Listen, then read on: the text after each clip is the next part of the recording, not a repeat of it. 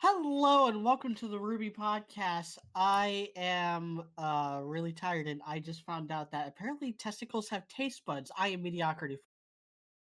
What? On that Yeah. surprising revelation, I am high powered and my push to talk feature now works again. And yeah, I promise I know what I'm doing.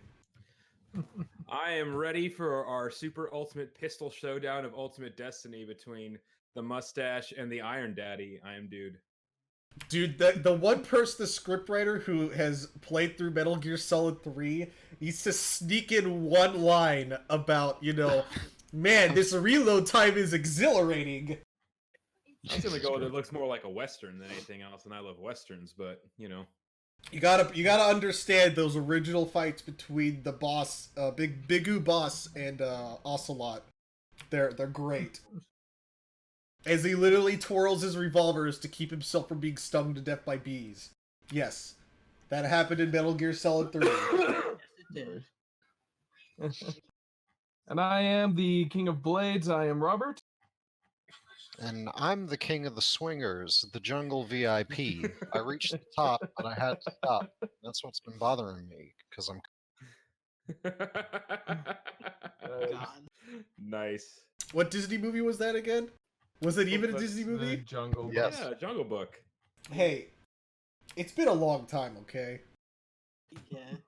You're good. Anyway, this episode was pretty good. And this is the first time in the 3 years we've done this podcast where we've had an action-centric episode that, and not just action-centric. I mean, like this episode is 100% like chaos and grim fights and people talking during grim fights. And it's the first time that we've had something like that wasn't garbage. Since Volume 3. Or at least didn't have a really annoying person yelling Yeah. over an intercom. Oh god, that's right, because we did have Volume 6, which I liked at least. Yeah. It was okay. And even those fights, which I did really like the Atom fight, we also had Cordova, who is absolutely annoying. We don't have a Cordova here. It's just the closest thing we have is so Rocket. nice. I didn't even appreciate how nice it is to not have that. You gotta really Although I appreciate did- all those absences. Yep. I was still kind of okay with the mech fight just because it reminded me of like one of those giant video game bosses. But yeah, no, it was nice to not have, really obnoxious, screaming over an intercom at people. It was nice. It's serious action this whole time, which is nice. And I will give them credit. They did a very good job of giving pretty much the entire cast like their little moment to shine, pretty much. Well, what I liked was I don't really care we'll about talk. that. What I liked was some of the team coordination attacks that they did here. They were a little bit more in the past of RWBY, at least this is what I can think of as they're very, very fast and you just kind of, they just kind of work. In this one, they're a little bit more slowed down and thought out, but they're more clever and then they make sense. So I kind of appreciate that about this. Like how they had who's the super big strong girl? And she just Elm. stops. Elm, yeah. And then my desire to breed Elm has dramatically increased this episode.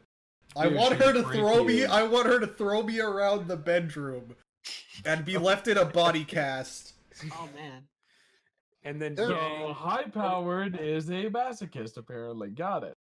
Only under certain circumstances. Well, well, that thing, and when Yang No shoots, shaming, puts no kink the shaming. little timer bombs or whatever inside, and I really love on the underside. I thought that was cool, and I really love the way Penny and Ruby took down that Mega Goliath thingy. I thought that was really cool. Yeah. I liked how Blake used her shadow clone jutsus as fucking mines. That was clever. I like that. Like, why didn't she do that? Why hasn't she been doing that this whole fucking series? It's okay, new Yeah. writers. It's Yeah, okay. new She's done writers. that, like what? One of This the is like writers what the did second right. time she's done that. yeah, it's an interesting use of it. and Yeah. it doesn't get pulled Good out a way to lot. keep Yeah, I know. moving while Uh, to take out enemies while she kept Yeah. moving and stuff. I will I say this, know. like I know. I know in Grim Eclipse you can upgrade her shadow clones to where they kind of work like grenades. That's cool.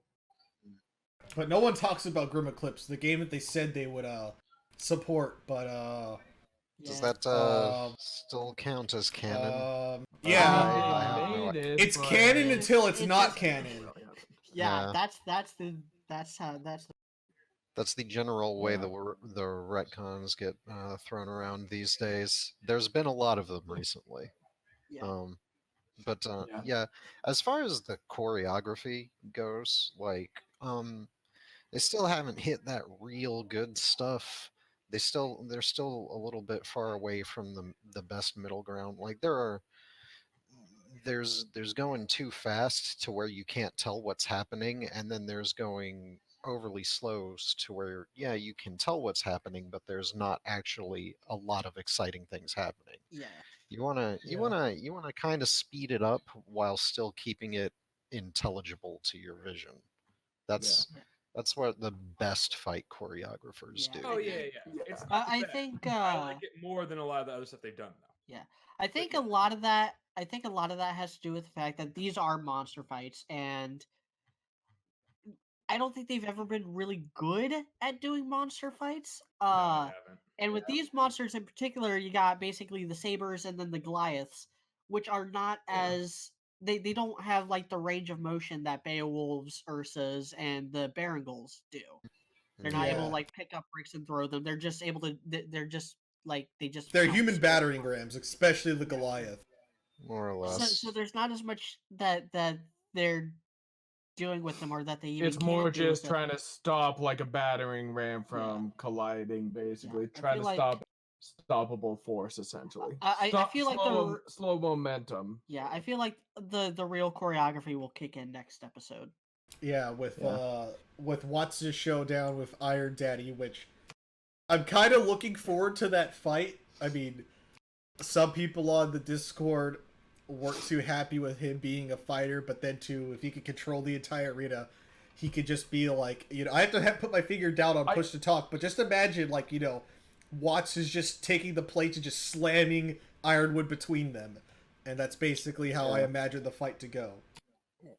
And I'm Yeah. imagining it's going to be more like one of those things where, like, he occasionally goes to Emperor the firing Palpatine's range. throwing fucking senatorial seat. That's probably what they're gonna Kind of, do. yeah. I would if I was gonna put down $5, which I have. The fact is, he did. Yeah, and the fact is, he did still run. He ran for cover the minute Ironwood got there. So he's not going to be this isn't going to be necessary. I don't think this is necessarily going to be like a contest of skill. It's going to be more Watt taking pot shots. And I said I think he might have explosive rounds to make up for the fact that I don't know, not having as good of aim. I don't know. I'm imagining that usually when Watt uses that gun, it's just to shoot like an orderly in the back of the head when they don't do their job or when they start asking too many questions or something like that. But I mean, you always got to be packing heat just in case. This is the truth. Being a Texan, exactly. you I always imagine, gotta he carry. probably spent a little bit of time at the safety gun off. range or something like that, Maximum and the danger. shooting range, and probably has decent accuracy. But in terms of if Ironwood manages to get up close, he'll probably break his arms. But Yeah, I would imagine he's going to outsmart Ironwood in some way or something like that. All right, I had to find it because it was gonna bother me.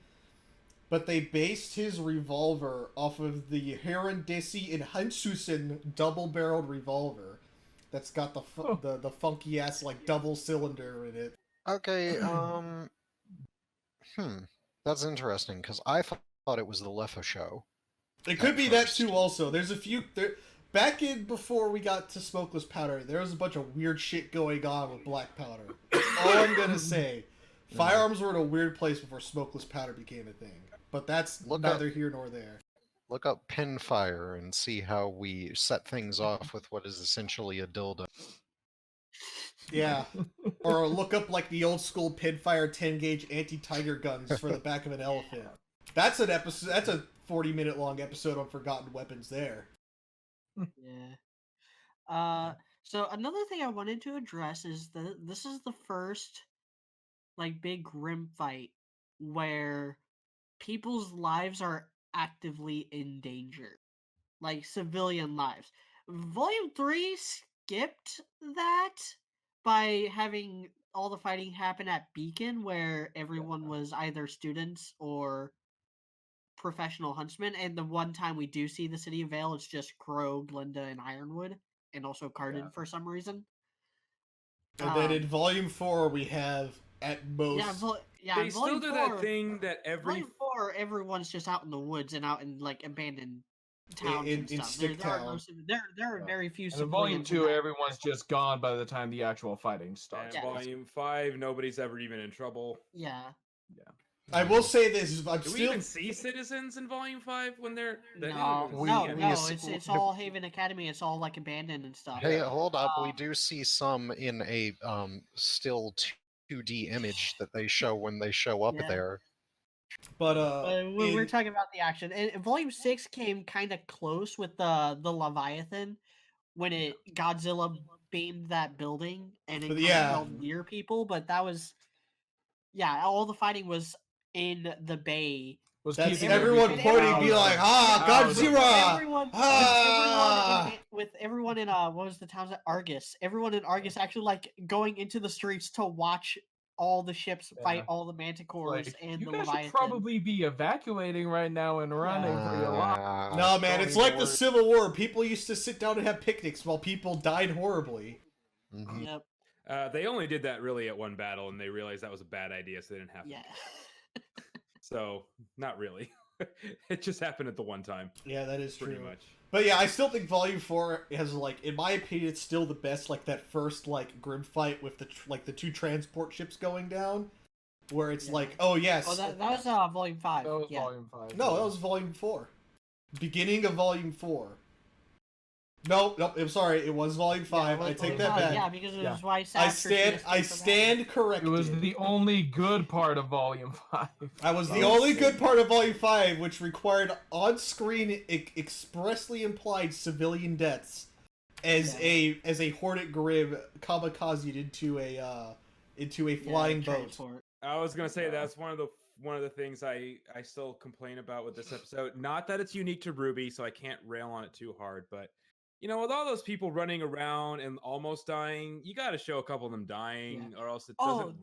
We don't feel. Yeah, there needs to be like at least one in particular. The one where the guy like runs, just gets past the mammoth or whatever, and he doesn't get stepped on. His model his model just completely horizontally slides. Yeah, it just clips over. He Dark Soul iframes through the step. Maybe that's a semblance. I have invincibility frames. Yeah, so I mean that bothers me, but I mean it's not like Marvel doesn't do that too, because they definitely do. I'm a little bothered by the fact that DC did it even in the good Batman movies. I haven't watched any of their trash movies. So now, to be fair, I feel like we're doing this volume a disservice by forgetting the fact that Tyrion went pumped up kicks at a political rally. Yeah, that's true. We're forgetting that. That is true. That is true. I'm not saying he never does it. Well, we're talking grim. We're talking like grim fights though. This is true though, also. But you know. Yeah, they should do more than I know. That's the thing. Like RWBY is not afraid of showing death. They show it. But they should show why don't they Grimm's like mauling people or like people getting. It could just be that it's easier to show people getting cut and like stung and stuff like that than it is to show like I don't know. Everything would do, which would be like straight up evisceration. But yeah, that and the other little basic annoyance of why does Blake get into the fucking thing before everybody else does? And you don't need to help them in. It's a very wide platform. Stay outside and fight, you asshole. Hey, just a friendly reminder that Blake is running around in a latex BDSM gimp suit. That was my friendly reminder for this podcast. I will not bring it up ever again. Yeah, with heels. This is very important. I found it kind of weird that they would shoot missiles off like right next to some of those people. Oh yeah, and it would hurt the the monsters, but They were not them. broken arrowing the fuck out of this city too. Yeah, like That's the one radio call you don't want to make is Broken Arrow. yeah, they don't.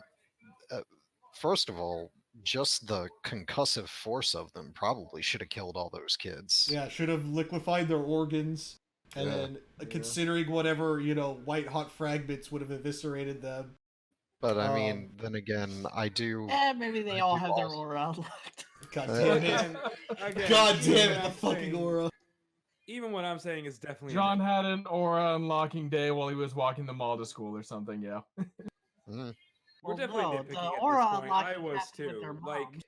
this I'm is still okay. overall good. Yeah, I'm okay with nitpicking this bullshit right here. This is like, Yeah. this is Yeah. us being like, Yeah. we want to take It's a this bunch TV. of little stuff, but it's really not that horrible. What we're saying right now is we want to take that TV 14 rating and put it to the TV M rating. Is what we're saying right now. Well, actually, they could couldn't do hurt. it with a TV 14 rating, apparently, because This is apparently Rick true. and Morty has fucking TV 14 rating. Yeah. The Well, fuck? I mean, all it would Yeah.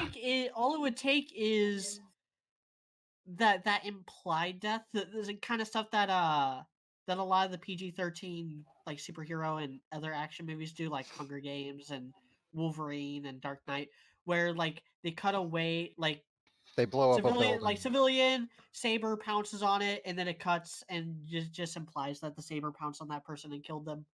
Yeah. Just you Or don't like, have to, or you they- don't have to tackle show someone off bodies. screen. Yeah. Yeah, You you could- don't have to show or the dead just bodies to smack imply someone Hey on guys, side. you remember that time whenever Team Ruby trapped like a whole train full of White Fang people inside a tunnel with a bunch of Grim? That was a good time. Yep. That was a really good Yeah. time. And now all of a sudden they're concerned about killing people. Yang committed a hate crime. Well, Yang's the one who's like, fuck it, I'll do it again. Yeah. That one goofy animation. Yeah. And Blake's One- like, weird. Yeah. I guess one other small issue that I have with this episode, and we still got 3 more episodes, so maybe this will change, but so Yang I don't know. Like I talked about this in media's Twitter thing where I feel like Weiss and like Jean Ren and Nora kind of got shafted in this episode, and also kind of Blake. She was kind of just the bait basically, but like Hey, you Jean gotta Ren and use her Nora for and something. Weiss, they all got like a saber apiece. And then while everyone else gets these, to take out these Megalithics, like Yeah. also they really need to come up with a more creative, like another way for Jean to use his semblance than just boosting Ren's. Like they need to come up with something else for that. Yeah, I would But like to see something else. But this was like, still it like makes this sense was and very it much. works, and it was cute. Yeah, I mean, this was. Oh, still God, very that whole much like scene the with- the evacuate the citizens, in which Jean and Rin are the perfect combo for evacuating citizens from a. Yeah, grim that invasion. is true. Like it makes sense that they did that, but it is one of those things where it's like, I don't know. Still waiting for Jean to get to do some more badass stuff, but yeah. Yeah, God. evacuating the citizens isn't badass. It's just kind of like he's basically still a cross guard for children, but But now it's for adults as well. Instead of dangerous cars, I have to Yeah. protect them from dangerous Grim. Yeah. I mean, it is more I- dangerous, by and the it way, is that still was- yeah. that And it was still works probably- with his whole leadership thing that he's able to like control a crowd and say, "All right, people, let's go, let's move, like, calm Well, down that and was let's go." probably that was Especially with the probably new Chad my haircut. People Yeah, are thinking, whatever Chad tells you to get in a fucking line and walk, you get in a fucking line and walk. well no that was probably my favorite line in this episode. Oh, it was great. I loved it. because when Vine's like, "Where did you learn to do that?" I was like, "Please say something about school roots. Please say something about school roots. Please say something about school roots." And he's like, "Morning Yeah. school roots?" I'm like, yes. Yeah. It's like Just these. "Ah, you thought it's- you were it's gonna like argue the- that it's- you screwed first me on over White with that one, Summon. but it just made me even better at my It's- job. Yeah. It's almost like the writers watched the episode before, like know what happened beforehand and remembered it whenever they were writing. It's kind of weird. It is. Yeah. Yeah. So Oh, it man. works, It's and nice. It's nice to have that. It It's is to have that nice. thing called continuity. But I Even think- though- Yeah, so it's I think it has kind of ignored what we've always wanted from him, which is to just have him get into a fight and not get his ass kicked for once in his fucking Yeah. life. Yep, that's true. Yeah, too. so I'm still hoping for that, but like this is also, I don't know, nice in other ways, but it's like, come on, let him be a badass too. Well, the irony for me, it's like John's kind of like the paladin that's like, man, I want to do cool guy shit. But in reality, he's stuck doing the boring, mundane stuff. But in the actual, for real reality, he's the one that ends up saving the most lives. He's the healer that tried really hard to be DPS. Mm, I know, I sad still but just true. want. Yeah. I may be a ret paladin in vanilla It's- WoW, but I'm gonna do my best. I do mean think, you like- mean a holy paladin. But like, Doesn't he That's has why. ret That's paladin? why I said ret paladin, because ret paladins were useless in vanilla WoW. I think, okay. Well, he's I think, actually like, a healer, though, that's why. honestly, I think most of it is like a problem with the ensemble cast that's weighted too heavily towards the good guys. If they would break it up evenly and there were an even amount of good guys versus bad guys, and another as reason why opposed to there Neo being shouldn't turn good. But yeah. Yeah, and they try to make up for that with the Grim, but the Grim just suck. aren't intimidating.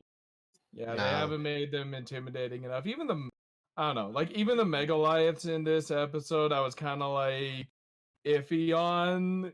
Like, I don't know, it felt a little inconsistent in some of their portrayals. Like, Yang can plant a bunch of mines underneath them and, take one out that way. And, Elm apparently has a rocket launcher that can take out two with just one rocket. But Hey, then high explosive Penny's- anti-tank is nothing to fuck with, especially if it's a dual I- warhead thermobaric charge. Yeah, I guess it's one of those tank missiles that Iron Man fires. Well, like then you have Penny who goes and is like, and this is a gun that we've seen this attack take out bullheads, and like three bullheads in one shot essentially, two or three, and yet like it's Well, barely hold up, because the Paul one Davis that the thing. one that Penny fights, it looks different than the other ones. It's a lot bigger. Oh yeah. Okay, I Yeah, guess I like, didn't get a the good look at it, but the tusks in that could particular, make sense. like the tusks for all the other ones, they're kind of normal elephant length, whereas this one had like straight up mammoth tusks that go all the way down and loop all the way back up. Okay. I guess I'll take another look at So yeah, it again. it was like a Goliath Alpha. Okay. Well, that could, yeah. Well, I guess that makes it better, but yeah, it did seem kind of, I don't know, little wonky there. But I do appreciate the fact that like Penny and Ruby get to work together on that one and take it out in a creative way, which again is also works with Ruby and what we've seen of her character, that she's the one coming up with creative solutions to problems. But yeah. I also like that they did the Penny's like, so what's the plan? Because Mm, it is amazing how many times that hasn't happened when it should have. Yeah, where somebody's Like, gone, okay, Ruby, what's the plan? Yeah. Like I think it was volume 6 where And Weiss this is time like, the plan isn't just don't where- let anyone else die. yeah, volume 6 was like, so what's the plan? Don't let anyone die. And I think No God, shit. I want to say it was volume 5 where they were like so where Weiss was like, so where Ruby's like, I have a plan, and Weiss is like, you always do, and then they just do the plan. Or no, that was Yeah. volume 3 where that happened. Although No, volume because 5 did have that bit where she yelled out where, they didn't fight together at all in volume 3. yeah. I think the plan in volume 3 was like Well, get me up the tower or something. Like that. Ruby did oh yeah, that's right. They Yeah. did. And Penny, like they did the same thing that they did with like the Nevermore with That was the big one. making I glyphs have a at the top. plan. Cover me. Yeah. Ruby. Or it's refused like not it's to kind of let like the in plan Indiana do the Jones magic. where it's like, I'm gonna get my hat and my gun and I'm gonna go do the thing. And it's like, that's a list of actions, not a plan. mhm. Yeah.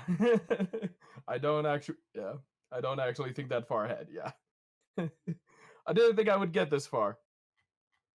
So what did we think about the way Ironwood like revealed like the information? I actually I kind of really liked it. It I worked. like it a Yeah, lot makes sense. because so the reason why I like it so much is because it So seems someone like needs to start quoting the It's like with some day it's like, oh, but today is not that day where we will forsake our bonds. I try to So remember that. the reason I like it is because everything is already kind of so fucked for all the people there, they can't really panic anymore. So having It was something to basically galvanize okay. Well, this person's patching up your can you let me bullets. finish? I'm Can gonna you let me sorry, finish? Can you let me sorry. finish? Yeah. Thank you. Sorry. Yeah. I'm just done with the Yeah. interrupting now. Not just you, everybody. I think the reason it's everybody's so fucked that any information, any sort of truth, any sort of sign of politicians actually working together is a good sign of is anything to rally people behind. So you're already kind of thinking you're going to die. So hearing that there's some mega super powerful witch lady isn't really going to make you any more scared. So it's actually the perfect time to announce stuff like this. So I thought that was actually really cool, and I liked that a lot. If anything, it'll do exactly what it actually did, which was make them feel by pinning, that turmoil, that anger and stuff, and focusing it on an individual. The individual being an ancient evil, because I also liked how Ironwood worded that. He worded that very well to Mhm. make it seem like, oh, this is just some eldritch abomination or whatever that's controlling thing, not some immortal witch who we have no hope of killing. By naming the Salem, it's easier to Yeah. fight the Salem. Yeah, Yeah. yeah. We It, must. it, it helps them rationalize this and be like, oh, our lives aren't just fucked. Someone is purposely fucking us. It's Yep. it's crazy. It's almost as It's though all of the wars are started by a group of people who with long noses who constantly oh rub their god. hands together in some sort of weird Desert Cabal. yes. Yeah, it was. I don't know. It did make me think like basically the idea here was okay. Well, we're patching up this gunshot wound of yours. Let's yank this band-aid off of you as well while we're at it, since you're currently distracted by something else. Yeah, and that works, Yeah. I think. Yeah, Yeah, it does, and the That's one way to go there's about a it. lot of like symbolism with how like Robin's power works, and apparently like just everyone knows about it. God, I wonder if that's a two-way street. The whole truth detector, lie detector on her. That'd be hilarious. Yeah, Yeah. She lies about something embarrassing. That'd be too funny. Yeah. Mm. Uh, and so like there's that, because Ironwood has represented Atlas's military might, and Robin has symbolized the will of the people, the will of the proletariat, if you will. supposed to be anyway, but And yeah. Mm. and so seeing them like kind of join hands, it reminded me of one of my absolute favorite movies, and one that everyone should see sometime in their life, Metropolis from the 1920s. It's a silent film made in Germany that was on one hand a defense, but also a condemnation of the Communist Party by being like, hey, we need the bourgeoisie, we need the proletariat, we need both of these people. We got the brain, we got the mind, and we got the hands, and the only way to connect it is through the heart, a mediator. And so the main character in that movie becomes the mediator in order to uh dispel all the tensions that's rising between the working class and the the the heads of the company that in that movie. And it's uh just a brilliant movie. It's very much a shame that it is so old that a lot of it is actually lost to the sands of time. You can find versions of it that are kind of put back together, but even the most completed versions will have like black screens where like, hey, here's a scene that's missing. Here's a really long text blob of what happened in that scene. Mm. But it's one of the finest pieces of film Main ever character made, enters and stage yeah, left. yeah, yeah. Yeah. And that's kind of what this reminded me of, and not just because one of the people at play is a cute automaton girl, uh, which is another similarity this has with Metropolis. But you really do have like Robin as like the hand, Ironwood as the head, and I guess with the symbolism and how they frame the shot, that would make Nora the heart, which is weird and kind of clunky, but it works, I guess. You know, Nora's been very vocal about like her criticisms of Ironwood while never really putting a full out defense of Robin Hill's tactics, but still she's gotten a lot of development in this Well, one. nobody ever Yeah. defended Robin's tactics. Yeah. They were just like nobody cared about them. They never called her a terrorist, which she was. They just were like, "We like you, Miss Terrorist Lady, even though you're actively opposed to the government, Yeah. which is us." It was it's weird if you think about it. But it's not weird Yeah. if you think about it, how the America and its CIA treats its employees, and you know, hey, we like you, but we might drop a missile through the hood through your front windscreen if you don't do what we like. Okay, I'm done. Yeah. But like, this is like a weird episode to talk about because it's just like one giant fight scene, and then there's bits in there because they have the whole speak after that, and then Watts and Tyrion, name almost escaped me, was like, oh bother, the Grim aren't making everyone panic and hate each other. Darn. And then Watts was like, huh, how did he keep this hidden from me? And then Tyrion's like, I'm gonna kill the hot brown lady. And then Watts is like, I'm gonna do my hacker man things on the Amity Coliseum. Yeah. Deal so with Ironwood it. says like, "Oh, by the way, this is done, but I'm gonna go ahead and I'm gonna go ahead and take men and get them over here to help, with defenses and help with rescue efforts. They're gonna help with evacuations and stuff." And so Watts all like, "Oh, must not be, or probably isn't all that very well guarded at this point." I do wonder.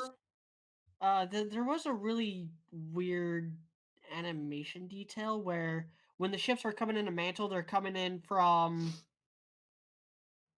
not Atlas. Yeah, They're those coming in from like the fucking wasteland. Like, what? Where are these ships? Are these like ships that were around Amity before? Yeah. Because that's Like, the only you thing would that makes... the assumption would be that like the fleet just like patrols around probably the Yeah. outskirts of the well, city. well, we see at the very beginning that's kind of what they do. Like, and at the end of the previous volume, like they have a bunch of little swarms of them buzzing around. Yeah. And I do wonder about something with this, like, I don't know, with kind of what's going on in this episode. I am currently wondering what exactly like Watts' plan to, because his end goal with all of this is to get to the Winter Maiden and get the relic Are you talking about created. Cinder? Well, no, Not I'm Watts? talking about Watts. Watt and Tyrion Ah. because Watts and Tyrion, because I'm currently wondering like what exactly, I don't know, their plan is, like if this was just another step in the plan or if they were like just hoping that everyone in Atlas and Mantle would kill each other and then they just walk over the I body. think that like, is. I think Yeah. he's spitballing now, and I maybe, think yeah. So going off of that, here's my actual this is kind of I have two theories on this. One, I think that it's possible. Well, I guess there's three possibilities. One, they wrap everything up fairly nicely, but they said they're gonna have two.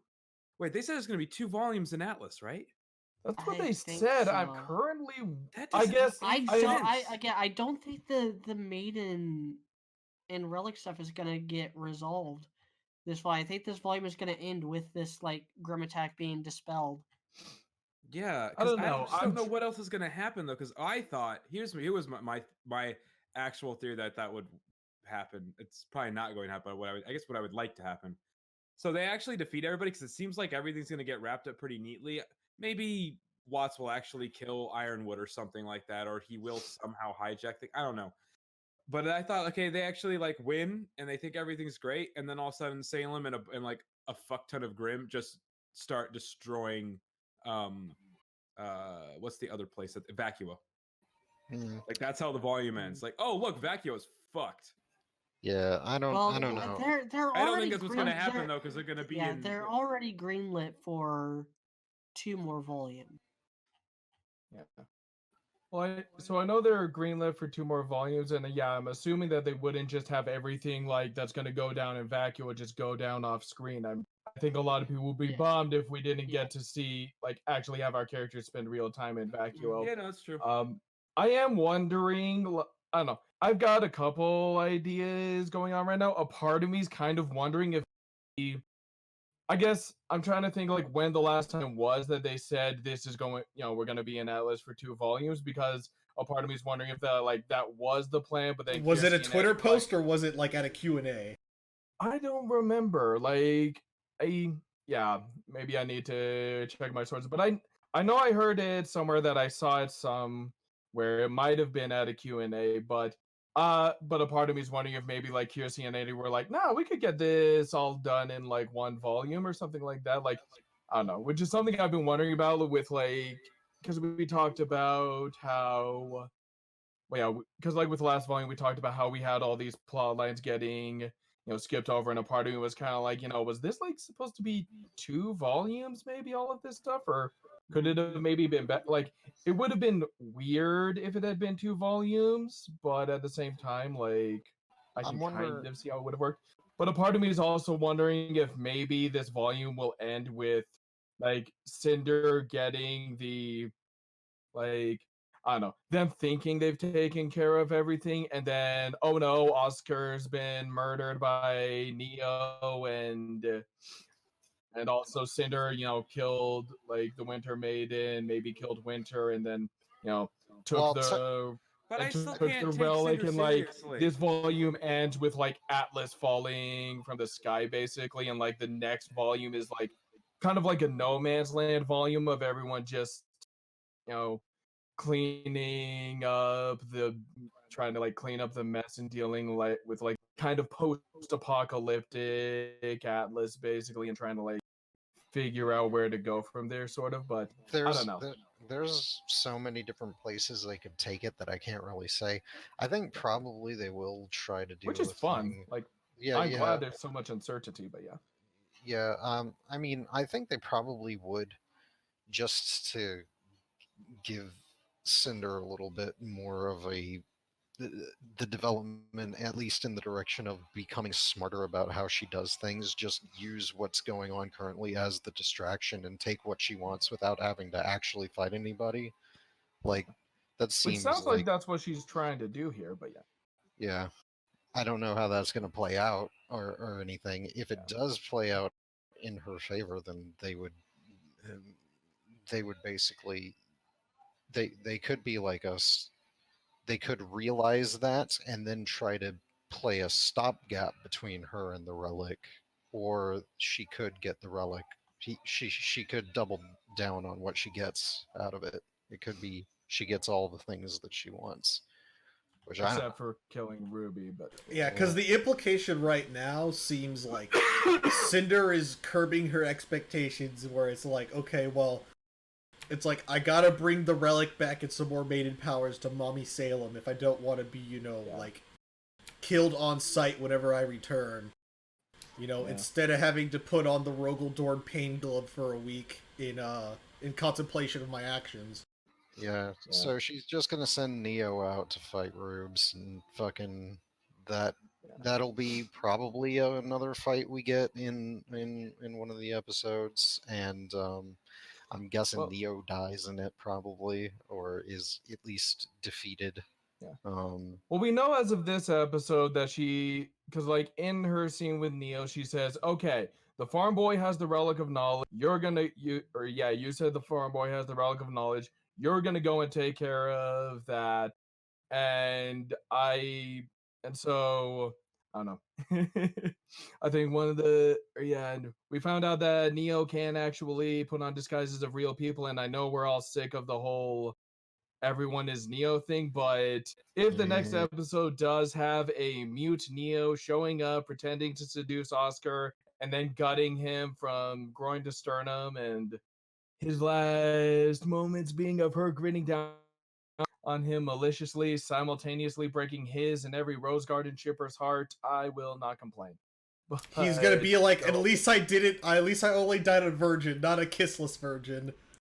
Mm, yeah, but that's probably not gonna happen. But and I think and Cinder also says like, okay, I know Ironwood, he's predictable and stuff like that. She's like, if I threaten something, he will rush to defend it. So I think my theory right now is that her plan, like, while Neo's going to get the relic of knowledge, Cinder is going to basically just start wreaking havoc in Atlas and like see where all the security goes and be all like, okay, the most people are gathering there, so there's something important over there. I'm assuming it's the Winter Maiden. I guess that's also a question I'm having right now. Like, I don't know how much does Cinder and how much do like Watt and Tyrion, the bad guys in general, like know about the Winter Maiden? Do they know that she's a frail old lady, or do they, you know, or maybe Cinder's plan is to wreak havoc and draw out the Winter Maiden or something? But who knows? I mean, I'm of the opinion where it's just like Cinder's probably just gonna try to look around. I mean, Neo's been doing her thing this entire volume is the safe assumption. Oh, the other thing that we completely forgot to mention is that the plan has changed from what Cinder has said. They're supposed to attack Vacuo next, but they're at Atlas right now doing their things, which they what we looked over. I'm pretty sure they talked about that last volume. Yes. Too, where Salem was all like, put the plans for Vacuo on hold. Go to Atlas and take care of things there. So yeah, and it's good to know too, because that also lets the audience know that Cinder hasn't been in touch with anyone at the what's it called, the what's the bag, Salem's Temple of Doom. Legion of Doom. Yeah, that's the word I was looking for. Legion of Doom. Yeah, and I do also. I thought it was a good. I thought it was good attention to detail, and again, like it's weird that they're not, that they didn't forget. Yeah, and I do like how Cinder's I don't know. This time around, I guess I have mixed feelings on the Cinder and RWBY rivalry right now, because it makes sense for them to have a rivalry, for Cinder to be having this vendetta against them. And it also makes sense that in this case, Cinder's saying, we need to focus on what we need first, then we will focus on what we want. Like, that's, her being smart and thinking things out. So I'm assuming her plan is like, I don't know, get the relic, get both relics, get the Winter Maiden power, then have Neo kill RWBY and be all like, oh no, this is so unfortunate. I have no idea how that happened, but before you get too upset and wondering whether or not I had anything to do with it, I brought present. Although, like, at the end of the day, guys, I honestly don't give a shit about this particular line of predictions. Hey, did the Marines already get their fresh batch of Can we not just talk about comfort? Interrupting? Like, he was literally halfway through his thought. I'm sorry, but I heard the screams in the background, and I'm like, did the Marines already get their batch of Iranian pleasure wives? Yes, that's what's going on right I'm sorry, dude. I really am. But yeah, the thing I want to predict about is the gunslingers duel, which is going to be happening. That's the only thing I really give a fuck about. That's the only thing that's exciting me right now. That is what I'm most excited for as well. I have to admit that. Yeah. Come on, the pistol showdown. It's like the ultimate RWBY Western fight. Fuck yeah. I hope we get like a good 5 minutes of pistol shooty bangs bangs. Yeah, I'm excited for all this stuff. I think it's interesting. I like that the villains are, like, they're being lured into these traps, but at the same time, it's not really because they're stupid. It's just because the heroes are smarter, and that's actually a compliment now. And like, the heroes are, setting these decently well laid traps here. Like, okay, Tyrion's probably going to go after Robin Hill. He's going to want to, cause even more chaos after this. So let's have some people here. And if we just drop this idea in Watts' head that, he can get to the Amity Coliseum easily, he'll probably go there, and that's where Watt and where Ironwood will. And again, the like, thing about it is, I kind of, yeah. The thing about that is that, like, I really, I still want them to take some losses because they don't really accumulate that much in that regard, and so like I want them to get hit on something, maybe Yeah. like have the guns fight end in a duel, a draw, or where both of them get killed, which is a very old west style thing to do, Oh yeah. and like something along those lines where Have we take Tyrion some, take someone with him. yeah, where they don't, where maybe leave this an overall sort of level playing field at the end of this one, but have both of them take some hits. Yeah, media, it's your turn. I'm sorry about that. So I I'm pretty sure they would have suspected that there'd be some kind of security or whatever, especially since like they know that Ironwood knows that they're in the city, and Robin always has her like happy huntresses. So I'm willing to bet that Tyrion thought that like he'd only be going up against her and them, uh, not and to talk about Well, Poppy's he feelings. does wait until she sends away like her guards and stuff like Yeah, that he's not being before an going to idiot. fight. Yeah. Yeah, he didn't expect Crow and Clover to be there, which we don't really know how strong Clover is. We know about how strong Crow is, and Crow is not as strong as Tyrion. Like Tyrion kind of kicked his ass. Like yeah, they battled kinda to a draw, but they only battled kinda to a draw because Tyrion like just tanked a bunch of blows from Nora and Ruby. Yeah. And he was told to capture Like Ruby. a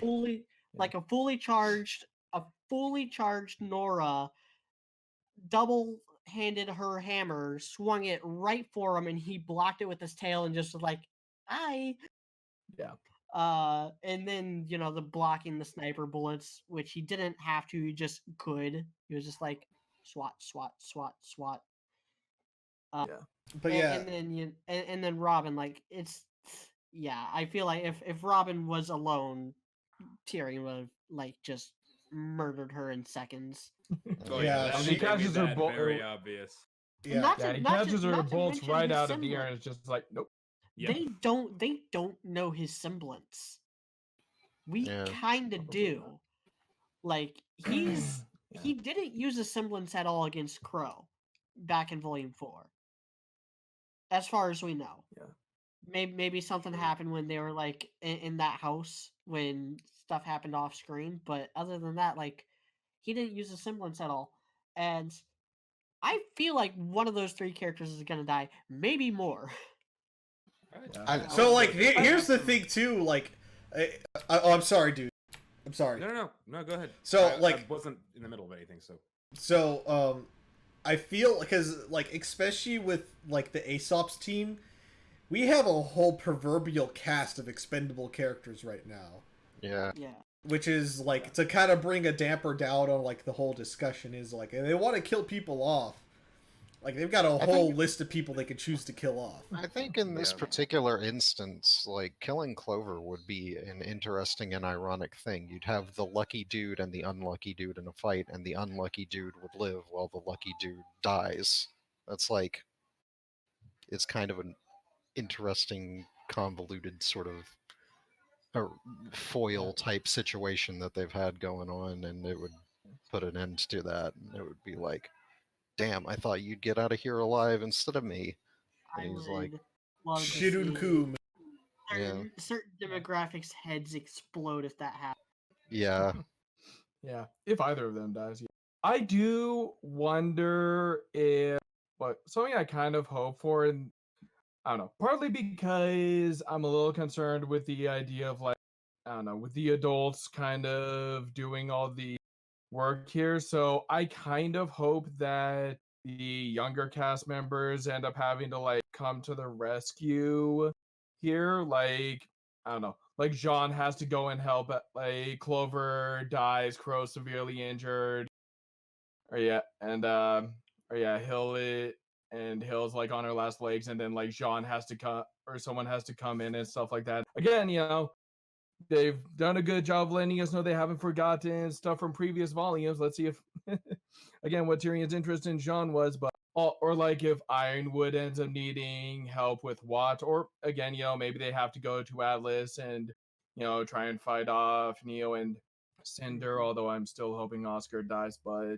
like if stuff, I think it would be good if stuff like that happened again, because they're the adults are not the main characters here, and we just kind of had this whole volume. Volume 6 was like all about oh, the adults, the kids are moving on without the adults, the kids are taking control, and it's like okay, so let's see that happen here. But I am looking forward to these fights, and I am very curious to see what happens here. So yeah. No, I agree with that, and kind of what Coop was saying, because I would love to see, and I said this kind of probably a couple volumes ago, but I mean, kill Oscar, just because kill Oscar, and because I just don't want any Ozpin shit anymore, honestly. I mean, we're not gonna get it, but that's my dream.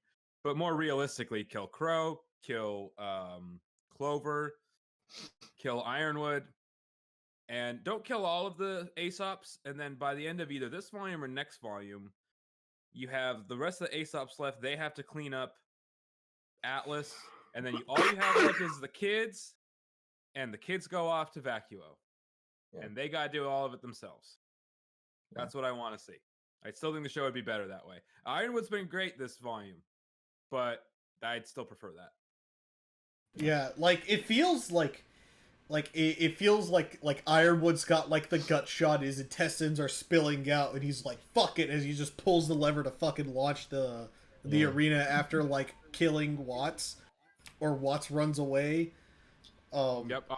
And he launches it into the upper atmosphere where the air begins thinning out and he suffocates to death or some shit.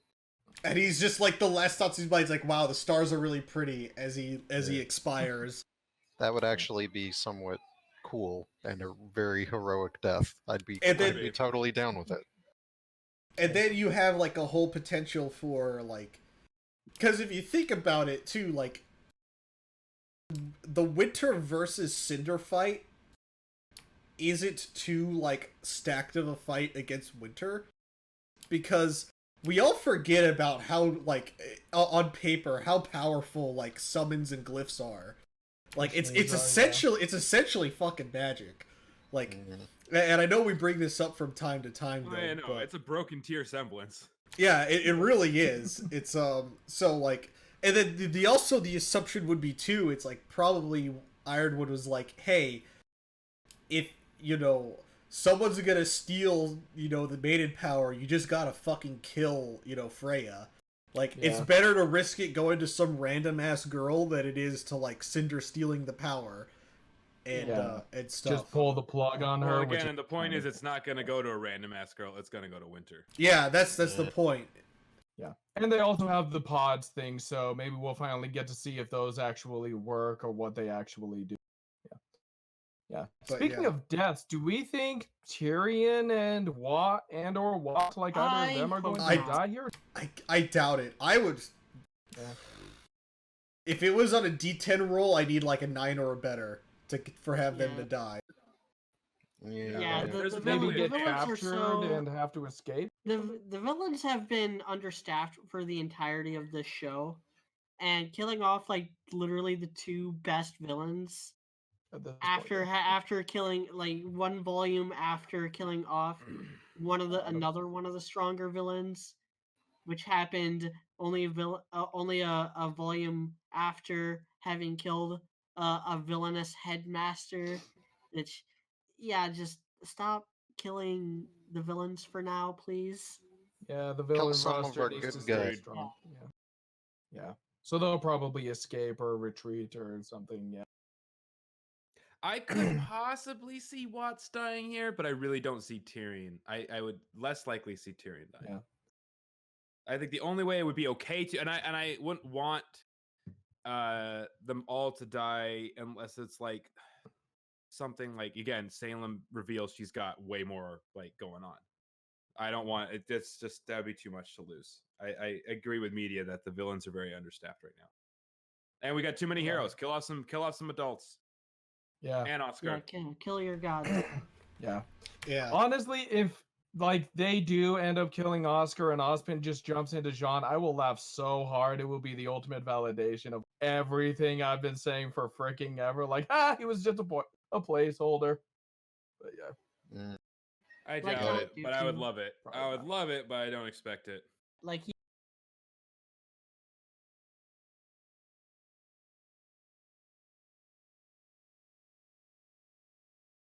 he's cursed. Yeah, he's Maybe cursed. not, yeah. That's just why I hate that shit. We're stuck with Ozpin, who's a shitty Yeah. character, and they put him Yeah. in an I don't know. even Maybe the shittier God of character. Light is just like, you know what? You've been fucking it up for 1,000 years. They got this. God of Light's Who like, knows? yeah, I'm not gonna use you anymore. I'm gonna like use Crow or someone. Maybe. Crow gets the reincarnation ability.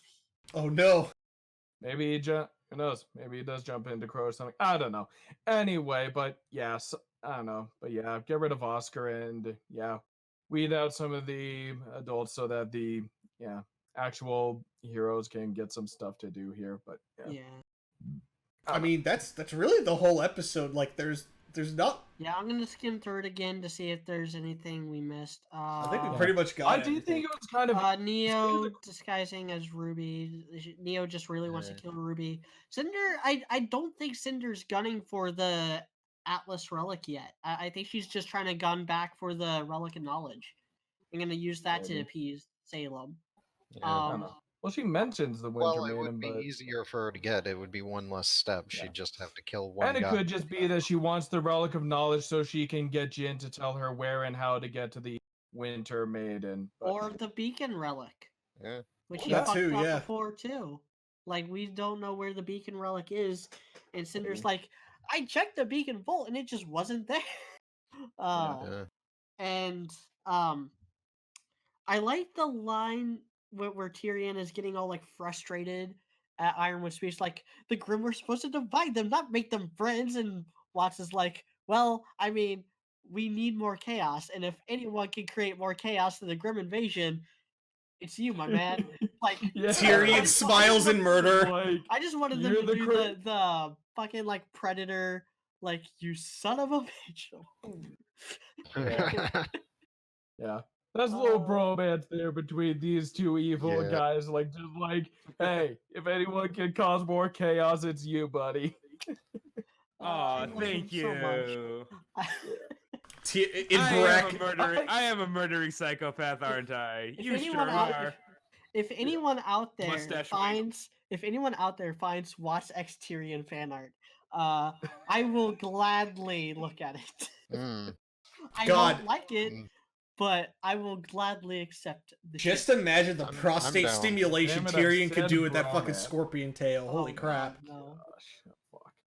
Clearly a I- gift from Korn, and he is going to get some blood for that blood god. No doubt Yep. about it. I did also notice one bit, like when Penny and Ruby take down the Megaliath and stuff like that, and they're all getting like cheered. Like, I noticed Harriet seemed to be giving them kind of a dirty look. Like, I don't know. Wonder if maybe that's like a hint of her possibly being a traitor, or maybe maybe it's just her being the hair and being a glory hound and stuff like that. Like, oh, they're stealing my thunder, but who knows? Yeah, I haven't seen anything to hint at that. Don't say anything bad about my fast brown waifu. I don't know. It just seemed like she was kind of giving them this. I don't know, like this. She Do you wasn't. have a- She definitely wasn't smiling or anything. Like I thought it was kind of a dirty looker. I like that they so- show off.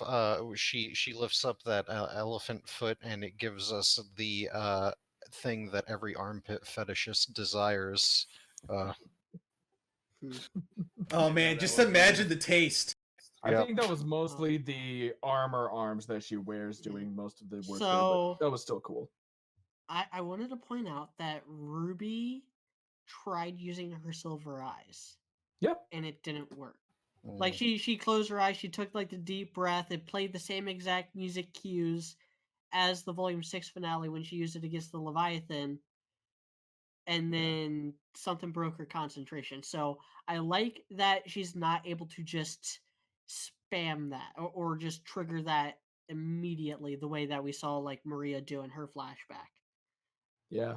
It's Yeah, that's that true. mindset, and we It's we it's even gonna saw make back in Volume 6 that it's not something that she can just get into right away. She needs time. She yeah. needs to slow things down. Yeah, it's gonna make any potential fight with Cinder more interesting. Yeah. If you Yeah. can't just end the fight with a single glance. Um, and one other thing I wanted to bring up, um, and having rewatched this episode now, and I do talk about this in my review, but I think it's more of a nitpick here. Um, another Bumblebee moment. Uh, on its own, fine, whatever, same team combo stuff that we've seen throughout this volume. But I'm really taking issue, and this is something I I might not have even noticed had the show not gone out of its way to bring it up back in, I think it was episode 5 of this volume with Marrow. Blake and Yang haven't had any team combos outside of Blake and Yang, outside of Bumblebee. And Yeah, they even split Ren and Nora up this time, yeah, which makes sense. Like they it's split. they did some good combos like with Yeah, this, but yeah. you're right about like those two. like obviously Jean's gonna work with Ren because that's just such a no brainer when you're trying to evacuate civilians. Yeah. You know, Ruby, Harriet, Penny, they've palled around a lot together in this volume, but it's just this volume. Bumblebee has been kind of, I Yeah. hesitate to say forced, but it's been a constant since volume 6 started. We've had very few interactions between Yang and Weiss, or Yang and Ruby, or Blake and Ruby, or Blake and Weiss. Since Like Volume 6. Well, any time Blake that and Blake, Ruby, we haven't had any interaction in Volume. yeah, any interactions with those characters has also involved Blake and Yang. It's not Blake interacting with Ruby, it's Blake and Yang interacting with Ruby. It's not Blake interacting with Weiss, it's Blake and Yang interacting with Weiss. Yeah. And it's really making the dynamic stale when they don't mix it up, when they don't explore different dynamics and stuff. It's like, yeah, we get it. Blake likes to tie people up and Yang likes to punch people that are tied up. They're perfect for each other. Whatever. I don't fucking care. It's and the analogy I use in my review, which is not up at the time of this recording, but it will be up long before this podcast goes up on YouTube. The analogy I used is Shrek, which I think is one of the greatest romances ever put to film. Imagine if in Shrek 2, Shrek was forced to stay with Fiona the entire time. Imagine how pissed all of us Donkey fans would be if he wasn't able to get any one-on-one time with Shrek. Imagine how much worse that movie would be if we didn't get Puss in Boots adding flavor to the dynamics that were already there in the first movie. It also You just know, wouldn't expanding the work. cast and Yeah. yeah, You you'd need have a the completely apart different time for it to work. And honestly, not just Shrek 1, but all 3 Shrek movies. yeah. Shrek 1, Shrek 2, Yeah. and Shrek 4. All 3 Hey, Shrek movies. you remember that There's time?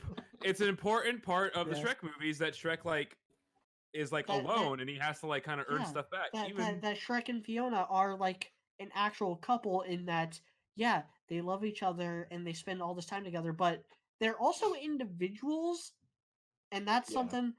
I'm not gonna get into spoilers here, but that's something this final arc of Quintessential Quintuplets is exploring as well, and I'm really loving that they're doing that. Yeah.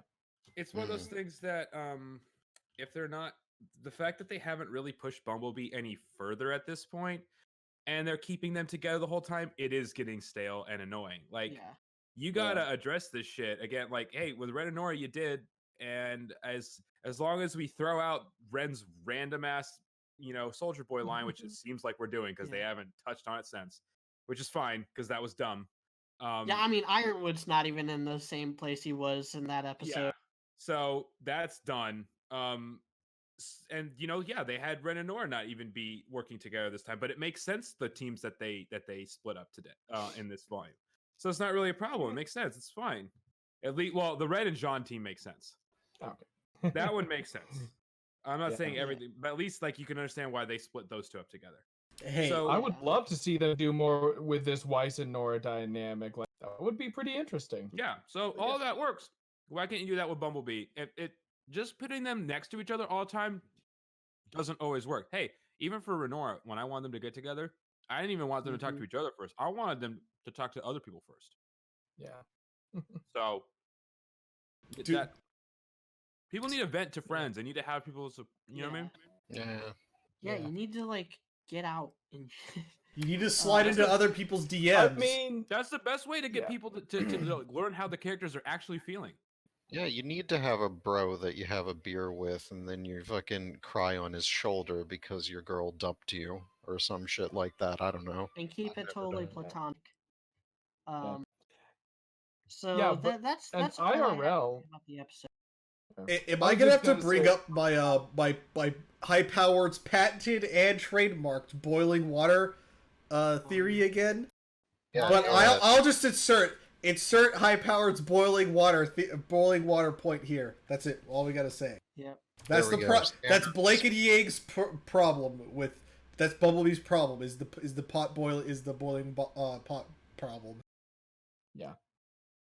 yeah, I mean, it is kind of like how it is in real life. You got a friend who just spends all of his time, like, gets a girlfriend, and then just spends all of his time with her. And, like, even when they're not together, she's constantly texting him. It's annoying as fuck. And it's like, dude, you have other people in your life. But yeah, Mm. But they're not even together yet. It's just weird. Like they're That too. always together, but they're not together. Like, are you going to address this? There's clearly supposed to be romantic tension. Yeah. I Yeah, said all that it's dumb awkward shit they were doing before that I didn't like. If I'm going to hate it with Oxtard, I'm going to hate. It's now it's pissing me off. Now retroactively that stuff is now even worse for Blake and Yang because they're not addressing it right now. I think. I think the problem with a lot of it, specifically the Ren and Nora shit, is that those two were supposed to be the comedy duo, and now there's a drama that they're doing, and they're not fulfilling their actual set out role. Yeah. And so, like, if they can't, and I mean, to be fair, the sense of humor we've seen this particular volume hasn't been too terribly great, and No. it's been pretty I've cringy. never so- been into RWBY for the comedy ever. Like, there's Well, been a it's few got- haha moments, but it's never really been all that funny to. Yeah, I'll sacrifice the decent comedy for a more cohesively told story, which this volume is. So I'm fine with that. Yeah, But Ren and Nora well, are usually the funniest, so I see what you're saying. At best, relief is important, and it wasn't. And if you go back to the beginning and their interaction, that it provided a good amount of comic relief. That, Well, That's fair. here's the thing: they were still supposed to be the comic relief, and they did fulfill that role even after they got together because they did their Laurel and Hardy routine. Yeah. So it's not exactly the same as before, but they are still doing that. And let's be honest, since that scene, when has there really been like a place for them to actually be funny right now? Like, this is all pretty Yeah. serious stuff. I wouldn't really want them to That's do anything funny right now. So I don't think that Ren and Nora have necessarily lost that place because the one chance they've really had to do anything like that, they did. Yeah. So really, we're going to see next volume as well, but I don't think they've lost that yet because right now. Why would they do that? There's no good reason to have them act like that right now. Well, there's been a bunch of. Well, you forget actually that there's been a bunch of serious conversations, and a serious conversation is different from like a serious fight. You can have comic relief in a conversation. That's how they usually do it. Is you're discussing some plan or something like go to Star Wars, like fucking C-3PO and R2-D2 while they're conversing with each other over something that's like serious. You gotta fucking. You got them chiming in with stuff that makes you laugh. Well, in It's- that case, I would not. Yeah, it's a good point.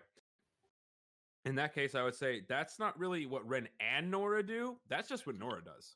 that's what they could do together, though, because like if you've True. got the straight man and the funny guy in, like they would bounce off of each other, and it would actually enhance Nora's part. True, but that's something they lost because they never really did that. They only were ever just funny, basically. Mm. Mm.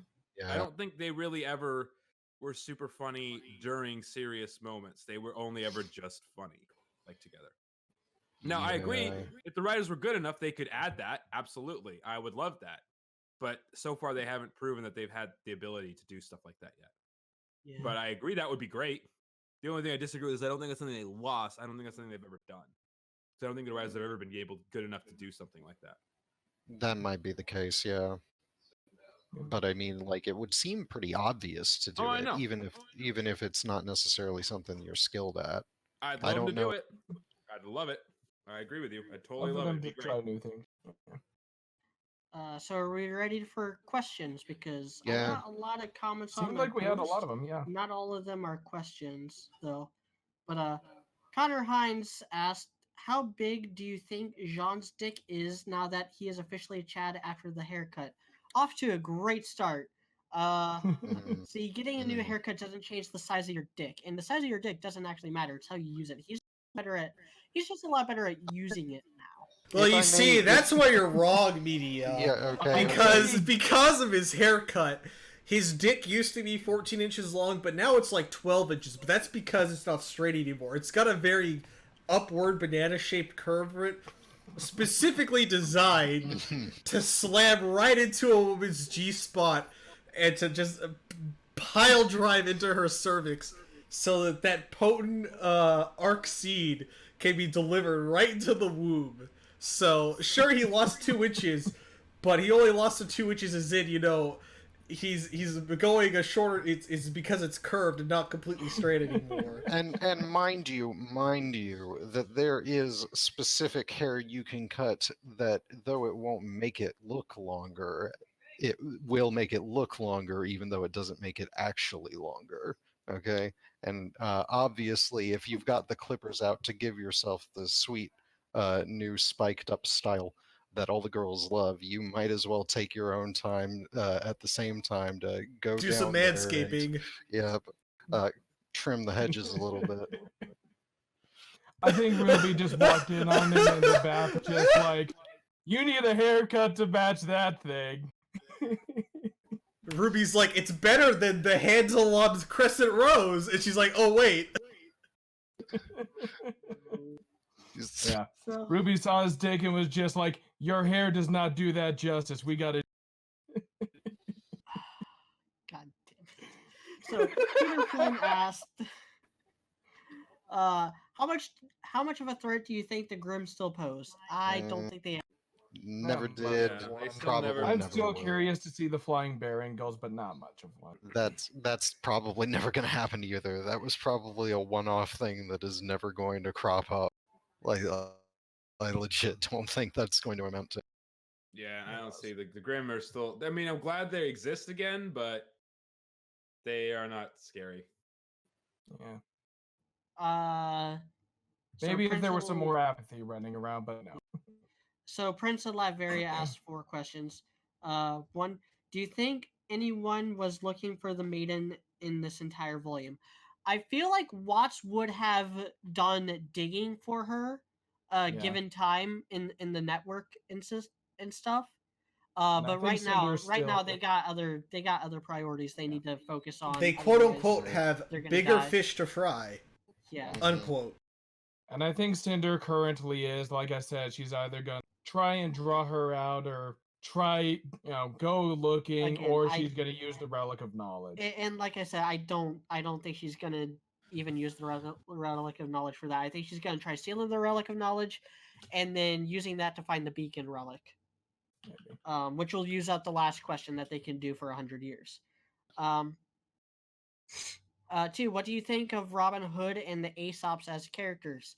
Robin Hill is kind of stupid and really annoying. The Aesops are Okay. very between bland and decent, with Marrow being the exception because he is a good boy and Mhm. one of the best new I characters. do, of the yeah. volume. Yeah, I Marrow's Marrow's great. cool, Clover's cool, Elm's okay. The other Harriet's Vine eh, exists. and Vine, yeah, exists. Marrow I love Marrow, and Yeah. yeah, Robin she had potential to be an interesting character, but she has not turned out to be interesting really at all. Yeah. Like I Yeah, said, she is a very good political allegory, completely by accident. Marrow's just the walking vibe check. That's all Marrow is, and I love him for that. that is true. Yeah. And we be So vibing with him. yeah, question 3: which villain do you think is going to die before this volume is over? Hopefully, none of. I'd say Watts has the best chance because of my Yeah. fucking gunslinger Yeah. duel analogy, where it's like typically Yeah. the draw ends in the double death. Yeah, But not only that, but since Watts is from Atlas, it would kind of fit for him to die during the Atlas saga. yeah, And Vacuo doesn't sound like it's all that technical, so it's kind of like, what's he gonna yeah. have I to? mean, What can they yeah, do with him after this? I don't think he's gonna go anywhere. Like if you go to the desert where it's just a bunch of huts in the middle of nowhere, you're not gonna fucking need to have a hacker with you at all. So they like if they give him a really good bang going out, then I'll be super satisfied because I will cement my opinion that he's the best one out of all of them. Everybody in the entire fucking show. But yeah, other than that. And then the last question Prince of Latveria asks is: would you suggest for people to watch this episode, or just tell them the cliff notes of this episode? Watch the episode. It's action. Watch it. It's action, and it's good action. Yeah, Yeah. this is a good one. It's a fine episode. It's a good build up Um, to potentially even more exciting stuff. Mhm. So you might as well Uh, give it a hit up. If I didn't think you should watch this episode, I wouldn't be watching it myself. Well, So- I don't quite go with you on that. I've watched a lot of stuff that I can't Yeah. recommend to people. Same. Yeah. So Alec Purdue asks, "We think a lot of shortcomings in the writing of this volume may be due to the massive amounts of upheaval behind the scenes between the studio leadership changing, animators leaving, and more. No, and here's why. Because RWBY has always been garbage, so what were the other volumes' excuses? What was Volume Yeah. 5's excuse? Volume 4 and 5 didn't change anybody dramatically. Sure, people were kind of being taken off for Genlock towards the end of its production, but that's towards the end of its production, not at the scripting phase. This volume has looked fine. Volume 6 looked fine. There's been no real production issues. The only volume that had really serious behind the scenes production issues was volume 3, and that was because they were trying to find a way to keep doing things with their current pipeline with Monty gone. Monty's death is the only thing that really dramatically impacted things from a Production. production standpoint. Everything else has been writing problems and script problems and directing problems and the kind of shit that hasn't changed since volume 3. Except for I will say volume 6 and 7 have been Yeah. overall by RWBY standards good. Yeah. Yes. So I was gonna ask actually real quick, or maybe we'll save this for when the volume actually ends. But so far, where are we thinking this volume stands in the rankings? I'm currently thinking third. Yeah, I'm thinking below It's- volume 6 and 4. Yeah. It's yeah, kind of a it's- coin flip right now between I 6. can't say for sure. Yeah, I gotta see how it ends. Honestly. Yeah. Yeah. I mean, I have a hard time thinking that it's gonna surpass volume 6. It could surpass volume 4 if it has a really good it's reasonably middle grade overall right now. Yeah.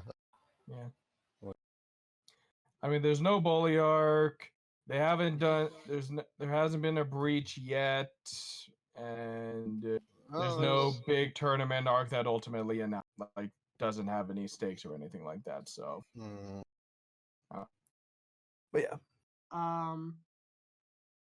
So Light Dragoon asks, would your opinions about Ironwood focusing more on Amity instead of Mantle change if we have seen that giant hole in the wall by episode 4 instead of just now? Here's the thing. Yeah. We actually did see it by episode 4. We saw it in episode 5. Actually it was episode 5. During the montage, the bit with Nora, is the first time we see the hole in the wall, and the Yeah. hole in the wall is first stated again in episode 5 of this volume. Yeah. And So we the know that hole's Ironwood's been been there. trying Like, to. we've been aware of it since episode 5. Yeah. He's been doing more about it than Robin Hill, at least. So. Yeah. Then Chris Debo asked, "Do you think all the Atlas Huntsmen have gone on vacation out of the country, and that's why we see absolutely none of them aside from Flint's team?" No, and here's why. And the Aesops. New characters are hard to model and animate, and Mantle is a big place. Fill in the blanks. That's what I always say about stuff like that. Like, fill in the blanks. Where we don't get to see every single They're Jedi. probably not. We don't get to see all 2,000 plus Jedi throughout the Clone Wars TV show. Like, it's just not feasible. Real life with the boring stuff taken out. Yeah. Weishney asked 2 questions. Do you Hello. think there will be a Cinderverse winter fight this volume? I'm still thinking that's next volume. I'm thinking, yeah. It's a next volume or a maybe out of 10. Yeah, it's like it's very hard to think of who's gonna be doing it before we see the opening that shows you what fights are gonna happen in every season. So like, Yeah. Yeah. Oh yeah, like this opening in particular really did Yeah. say a lot that happens towards the end we compared knew to prior Well, it volume. didn't show Talk about Ironwood. it. Yeah, talk about a theme. Talk about the opening being like incredibly accurate on the themes of the entire Mhm. volume. It's pretty on point so far. Yeah. Well, yeah, and I'm talking about like Crow and Robin versus Tyrion. Yeah. And then Weiss's second question is thoughts on the idea of Neo turning into Ruby to seduce Oscar. I think that's stupid. It's If it ends with stupid. her gutting him, turning- I am fine with it. Yeah, turning It's- into Ruby to get close to Oscar, sure. But how she go and seduce him? She's a fucking mute. hey, Hey. you don't need her voice to go down, okay? If a know. hot mute lady wants to kiss me, I'll let her kiss me all she wants. Yes, just but that would walks be right a serious. Yes, but that would be a serious red flag for Oscar. Like he'd No, have it to be wouldn't. really Like, stupid No, it to be would like, Why not. aren't you "Oh, saying Yes, it? wow, he would do it. He Ruby, would why immediately aren't do you- it. Ruby, why aren't you out there fighting the Grim? He's a You want me to drop my pants? Sure. He's a 14-year-old Here's- boy, what's man. What's going He'd on? do You it. never shut up. Here's the problem, though. Here's the thing that scares me, because this is like a very easy romantic setup that I really don't want to have happen. Because what I don't think if they go that far to like have Neo impersonate Ruby, and I don't want to be right about this, I really don't, but this is how I would expect it to go down. So if Neo's impersonating Ruby, Oscar falls for it, and he basically like admits he likes her, or is in love with her, or whatever the fuck. And she tries to kill him. She basically kills him, but then everybody else comes and save him, and then he has a romantic moment with Ruby, and I will shoot my TV if that happens. Because let's be honest, that's way more likely to be what happens. You're if she right, tries to dude. kill him. Yeah, that's just what happens. It's too Maybe. it's too easy of a setup. I'm still hoping she guts him. So if you're saying if we get Rose, I'm not, because he won't die. That's an easy Rose Garden setup. If I'm It a is. Rose Garden shipper and Oscar gets stabbed and he's not confirmed to be dead, I am jumping up and down like a fucking lunatic with happiness, okay? I'm an idiot and I have no idea how I'm still alive and able to sustain myself because I'm stupid enough to like Rose Garden, but I am very happy in that moment if I'm a Rose Garden shipper. Don't forget that one of the new directors is a young adult author for this series. So we got to keep that in mind. And that's kind of yeah. like up their playbook too, where it's like, oh no, your doppelganger almost killed me, and I No, may or that- may not have tongue punched your doppelganger. That's But the I entire playbook. That's exactly what Yeah, it happens literally in is. every fuck. Okay, now here's the question though, dude. I guess. Would you, if Rose Garden happens, but White Knight is confirmed, would you take that trade? No, I wouldn't take the trade, but I mean, that would at least get something in concession. You would get the White Knight would be the you would get the consolation T-shirt consolation prize of It- White okay, Knight. The trade is if Renora has a baby, I will take that trade. That's the one trade I will take. Okay. If Renora has a kid and neither of them dies, Renora has a kid and neither of them die and they stay together, fine, you can have the worst ship in the universe. There you have it, folks. If you trade Dude a living child, then he will confirm anything you want. No, This is now a Renora's fact. child. Renora's child. That's very specific. We will accept babies as currency now. This is the new policy. So Orestes Lazardus asked, "Do you think there is a possibility of Watts and Tyrion escaping or winning their fights, or will this be their last arc in the series?" We already touched on that. We hope so. Watts might die. I really think Tyrion's gonna live. Yeah, I don't expect Tyrion to die. So if he dies, I think it's a waste too. There's like certain things where I don't expect. Only Jon gets to kill Tyrion. But if it happens, I don't mind. But this is one of those things where if he dies, I'd actually be like upset. Yeah. Anime is art asked probably the stupidest question we've gotten on this podcast. My favorite.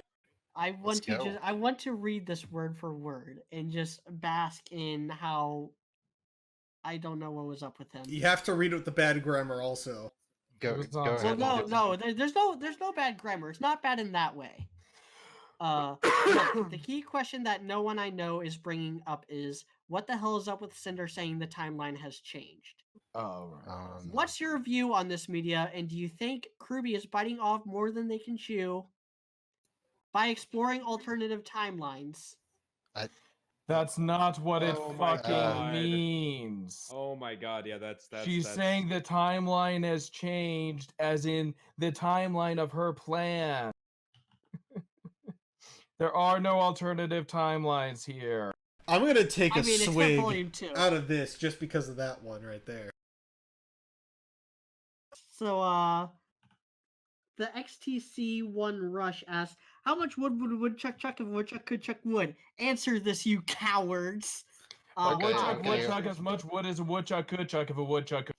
Hold up, I'll tell you exactly how much fucking wood it can chuck, because I know, because I was a 4th generation sawmiller, damn it.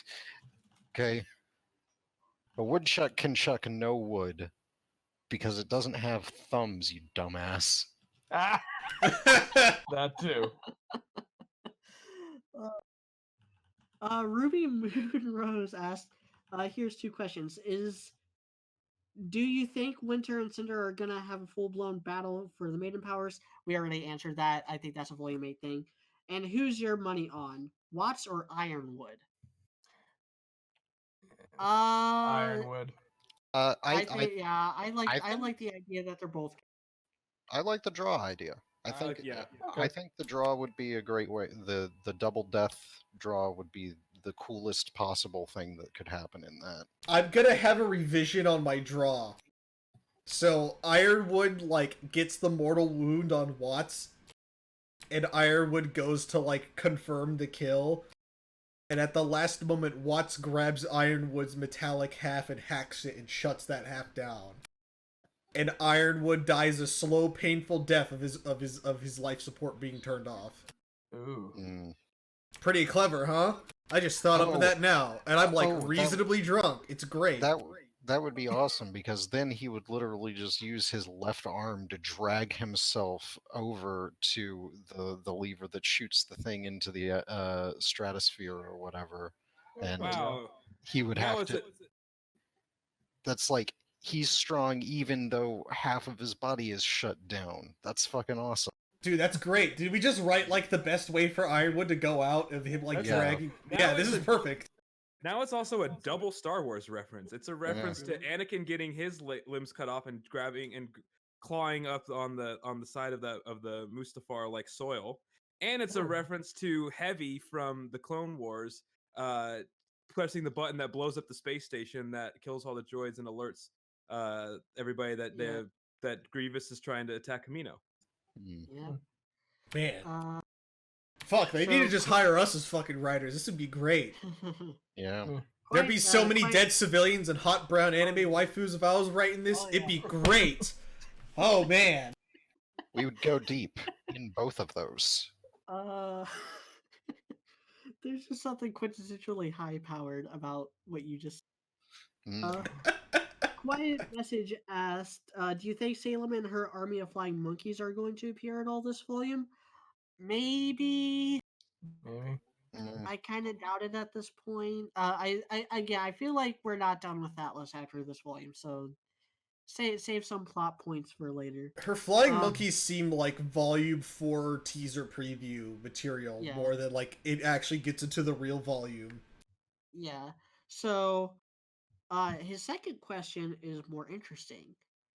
Since Cinder was told Salem's next target after Mistral was Vacuo, do you think it's possible that Hazel, Emerald, and Mercury are in Vacuo right now, getting the relic there, or is Vacuo entirely on hold until Atlas is dealt with? We're going to see Vacuo before the series is done. They're not going to just fucking skip that or do something that big off screen. I do like the idea, though, that Hazel, Emerald, and Mercury are already at Vacuo, setting the groundwork for all that stuff. Kind of like how Watts left Mistral after meeting with Raven and went right to Atlas to start like setting stuff up. Yeah. I do like the the potential of like Team RWBY showing up being like, Shidun Kum, as Vacuo is literally on fire before them. And all of the oil rigs are dust rigs are all blown up, and it's just a wreck Desert Storm Electric Boogaloo 2.0, but in RWBY. Maybe they have their own oil rig that's actually serving as the base for their mercenary operations, and then that gets blown up, and then one of them is pissed off about it because they played them like a damn fiddle, and And then someone talks about how, Yeah. like, my body still feels all the pain. yes. Yank is like, I still feel my arm. It itches, it hurts. Mm. As media's dying, as we Metal Gear Solid post.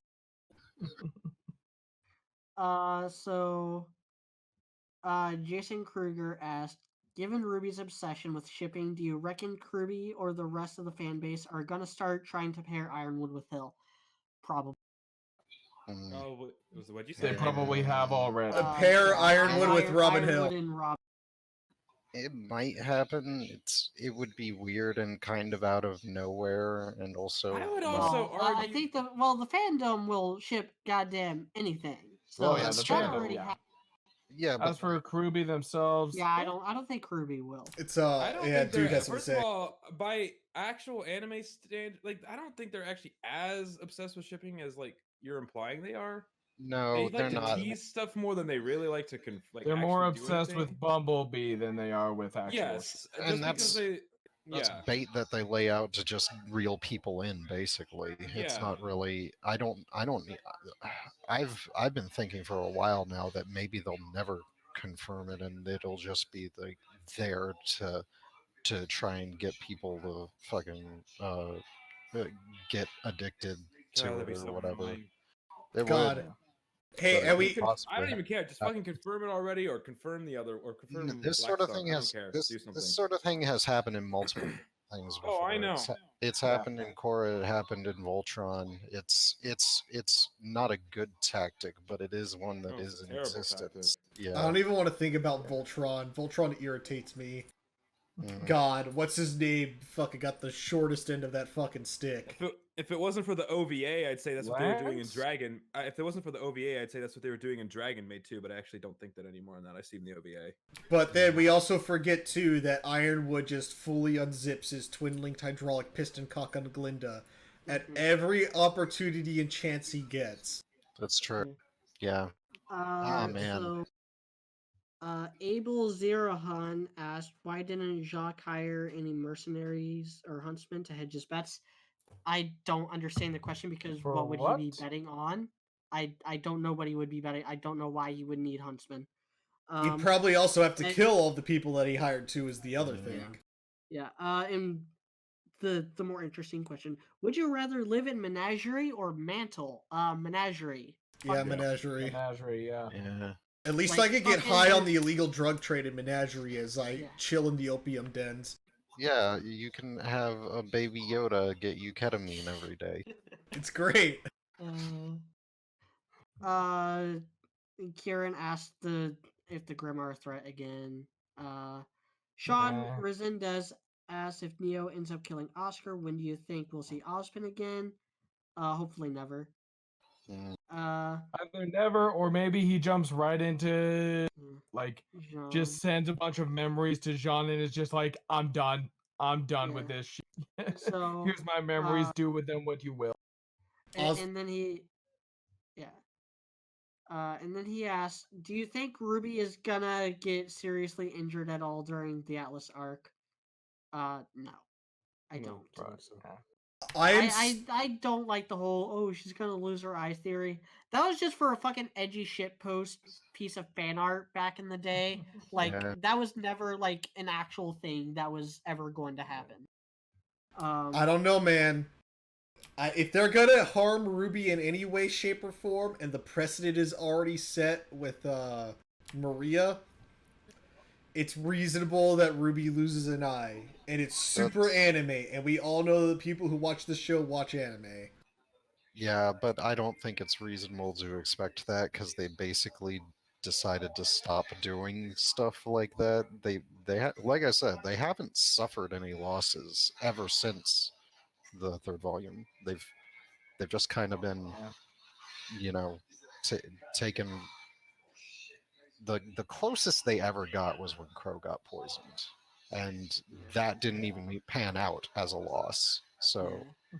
I swear to God, if Tyrion's like, watch this as he reactivates fucking the poison inside a Crow, and Crow's just like on the ground in the fetal position. Damn. That would be weird. Andrew Connor suggests, not so much in a question, thinking that Jean is going to use that ability that was teased earlier in the volume about projecting his aura outside of his body. That would be cool. Yeah. I look forward to John and Tyrion walking at each other at a crosswalk, and John's like, and Tyrion's like, oh, coming closer to me, or it's like, well, I have to get closer to beat you up, and then they do the whole like, you know, JoJo stroll. I have to get close to kick your ass. Yep. Mm. Dunderard asked, "Do you think Neo will disguise as Winter, stab the Winter Maiden, then reveal herself to be Neo and get her maiden powers?" That wouldn't work. I don't think that's how this works. Because her last thoughts would be of winter. Yeah. Her last thoughts would still be of winter. So it's not how it works. Trying to decipher what Edward Kelly is saying. Edward Kelly does ask two questions. One of them is, "What do you think of Chad James' voice acting?" He was one of the councilmen. He was the councilman guy, Sleet. I think he's awful. I think his voice just kind of sounds like this, and it sounds like he's talking like this. His blood flaps. Actually, I will say this: I actually liked the big titted anime lady's voice in this series. I mean, Cinder's voice actor. She did a really good job this episode. I actually liked her line delivery. It was all right. Like, Edward Kelly also goes on a bit of a rant. Salem, Ironwood didn't leave out that Salem controls the Grimm. Like, she said that she's the one behind everything. I mean, he doesn't go into that's semantics, but he pretty much says she's the one behind all of this. Well, I'd have to rewatch that speech, but I'm pretty sure he actually said that she can control the Grimm. Yeah. John Chung said, "Do you think it's a possibility that Watts would straight up destroy Amity after screwing around with Ironwood, since he gained access to everything related to it?" That's a possibility. His plan was either to hack it or destroy it. So yeah, and I can see that prolonging like the Atlas saga. The briefcase is the proverbial Samus option for Watts right now. If he dies, briefcase blows up, and the Coliseum goes away. Done. Just trying to blast through these. Adam did nothing wrong. Asked if Iron would die. We already answered that. Blade Charge asked, "Do you think they need the Atlas military too much?" I, they obviously need it a lot. So Yeah. I mean, use what you got. Yeah. Uh, I mean, it's not Robbie, exactly effective, yeah, but it's helping. yeah. Ryan W asked, "What would you say the power ranking of Team RWBY is at this point?" I would say Blake is the weakest. I would say Weiss is the strongest, and then I would say Yang. And then Ruby would be in third place. Yeah. Mm. Dylan Docker said, "Do you think it is more likely that Vacuo and associated stuff will be left in novels?" No, no, absolutely not. People would be way too Fuck many no. people would be way too pissed Yeah. at that because the novels are awful. I could see them getting a primer for the Vacuole arc in the novel, though. In all fairness, Well, I I mean, mean, that's we kind of basically already what we got. did with After the Fall, and there's going to be another one called like Before the Dawn or something that's Team Sun focused. Uh, Mm. Rob Kuro 85 asks, with so much resolved last episode and these last episodes seemingly action focused, wonder what Volume 8 will be. We'll have an entire podcast on that one, dude. We'll save Yeah. that one. I'm kind of keeping my fingers crossed for a No Man's Land. Blazy and Domo said, "Will we ever see Nora's backstory since Nora's VA mentioned it before Volume 7 started?" I don't recall Samantha Ireland saying backstory. I have not I seen a thought she tweet or anything did, about that. I've but seen Again, development. it's Yeah. not. I've seen We her got use it the word already. development, which we already got Nora's. Okay. We already got development for Nora. I don't think she ever meant backstory. Yeah, okay. Mm. We didn't. Yeah. We got her backstory. Yeah, I mean, we if got there's a just as tweet- much of her backstory as we got of Yeah. Red's backstory in Volume Yeah. 4. Don't know, don't And- care. and yeah, if I'm wrong and she does have like a tweet out there, send it to me because I haven't seen it. I've seen lots of people make that claim, and not a single one of them has backed it up with an actual statement. Fair enough. We got Ren and Nora's backstory in Volume 4. Ren had parents, and Nora didn't. That's it. It's the only difference. We got their backstory together. Mindicon said, "I don't recall, but have you addressed Crow leaks?" Yeah, we did. Before this volume started, we addressed the leaks that like, oh, Crow is gonna die, which was from a completely unverified source on like fucking Reddit. Like, and it didn't even say Crow. It had like the original post just had a black bar. It said that blank is gonna die. So that could So be anyone. so it could literally It could be anybody. thirsty waifus. It could be or it could thirsty be milfs. Ironwood or Winter for all we know. Like there was, I have not seen a single thing from any kind of verifiable source, and I've talked to some of the people that have been let go from Rooster Teeth, or have had problems with Rooster Teeth, or have been in contact with people who have been let go of Rooster Teeth, and I have not been able to trace any kind of source that said Crow was going to die this volume. Maybe it was talking about Forest. Yeah. And then Quincy Connors asked, "Do you think Salem is heading to Vacuo instead of Atlas?" No, I don't. Yeah. She's gonna She- keep hanging back in Atlas is her. kind of like, Atlas has turned into top priority, right? Also, she And, never heads anywhere. She just stays yeah. in her fucking castle True. thing. There's that as well. So that's actually it for the questions. Anything else before we wrap it? Can't think of anything. Okay, Yeah, that was a lot of so questions. I am curious to see where the rest of this volume goes, and Same. also Volume 8 goes. And I'm- I'm yeah. definitely curious. I'm And that's not a bad hyped. thing. It's okay that I'm curious. I'm hyped for the next episode. So if you like this video and you want to see more, like, comment, subscribe, hit that bell notification because subscribing doesn't actually give you notifications because YouTube is dumb. I will be streaming Jedi Fallen Order a couple times throughout this week because I got 2 podcasts to render. One of them will be up before this one. It's the Mandalorian podcast we recorded last week. Or last Friday, or a week ago from when you guys are going to be watching this. And then this podcast is going to have to be rendered as well. So I will be streaming Jedi Fallen Order while all that's happening. And I started my big quintessential quintuplets breakdown series. The first episode went up tonight actually. Oh yeah, I still need to see that. From when we recorded this. So part 2 is in the works. I have that recorded, and I hope to get that to you guys in the next week or two. Um, and I have other stuff.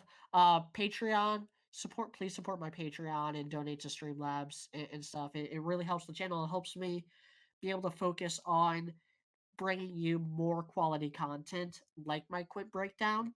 Um, and follow me on Twitter at EA Mediocrity4 and join the Discord. Links for Patreon and Discord will be in the description. And I'll try to remember to throw Streamlabs in there as well.